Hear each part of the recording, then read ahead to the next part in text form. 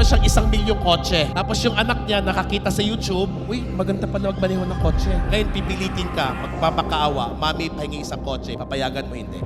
Hindi. Kahit magpakaawa, araw-arawin ka, bibigay mo hindi. Hindi mo ibibigay. May mga barkading anak niya. Sabi, hindi. Pag wala yung mami mo, itakas natin yung car. Kinuha! Ano mangyayari sa kanya? 100% crash siya.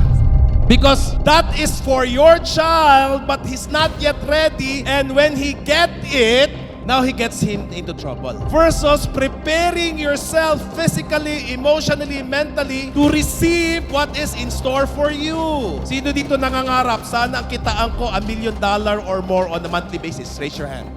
God planted that in your mind and you deserve that. Except that you need to prepare you. Because if you're not prepared, I don't know what will happen. Kung hindi mo nakukuha yung magusto mo, hinahanda ka. You're being prepared.